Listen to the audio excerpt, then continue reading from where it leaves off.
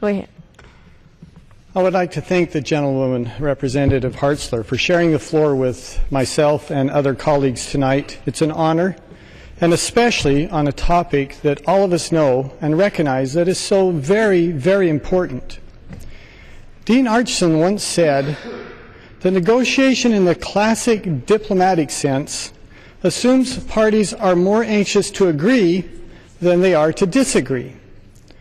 For the past 2 weeks, President Obama and Senator Harry Reid have made it very, very clear that they are much more anxious to disagree than they are to agree with the Republicans.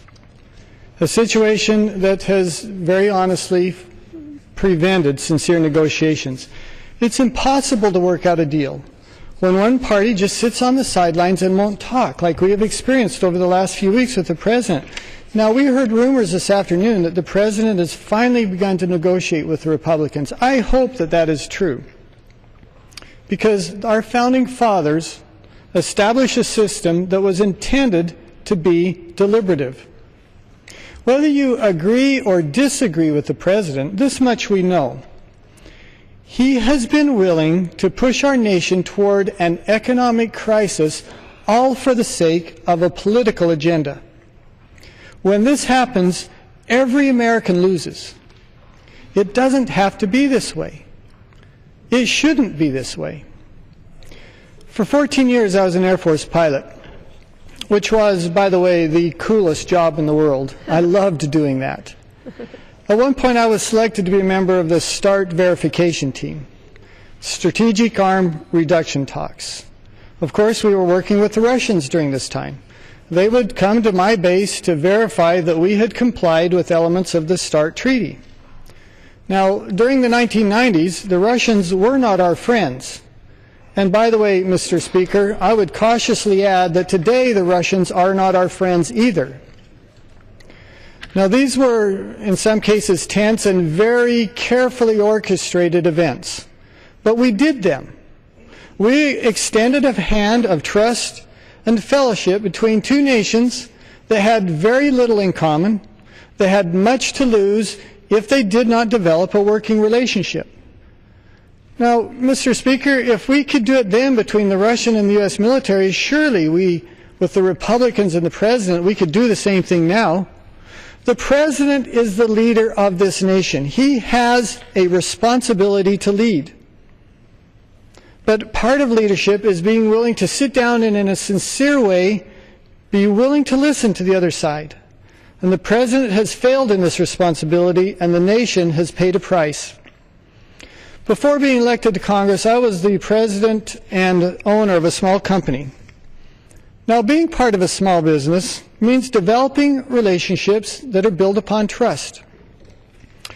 With the disastrous rollout of Obamacare, the President has clearly broken the trust of the American people. $634 million. $634 million. That's how much it cost to develop Obamacare website. Facebook operated for 6 years on less money than that. Twitter was launched and operated for less than half the cost. Instagram, LinkedIn, Spotify, all were designed, implemented, and operational at a fraction of the price of Obamacare webpage.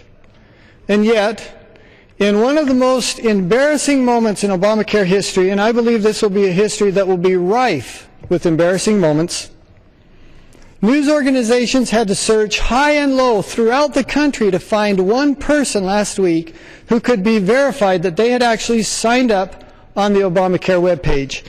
And, of course, days later, we had born the legend of Chad, something that many people are very familiar with. Harkening back to my military days, if I had been given a mission and had so utterly failed to accomplish that mission, I would have been held accountable. So I ask, Mr. Speaker, when will Kathleen Sebelius be held accountable for this disaster? After more than 3 years and after more than $630 million and a failure to launch such as this, why does she still have her job? But let's remember this. At the end of the day, we're not talking about Obamacare, and we're not really talking about a web page or sequester or a yearly continuing resolutions. What we're really talking about at the end of the day is our nation's crushing national debt. Our national debt is now approaching $17 trillion. Now, President Obama congratulates himself on having reduced the debt by half. But listen, when you run up a debt of 1 year in office of $1.2 or $1.3 trillion, when you have nearly 4 years in a row of a greater than $1 trillion annual deficit, and then you congratulate yourself because you cut it to $600 or $700 billion, that is not something to celebrate. Now is the time to work together towards a balanced budget and actually beginning to pay down that debt. Yeah, this is a tough decision, but we were elected to make tough decisions. My plea to the Senate and to the President is please come to the table.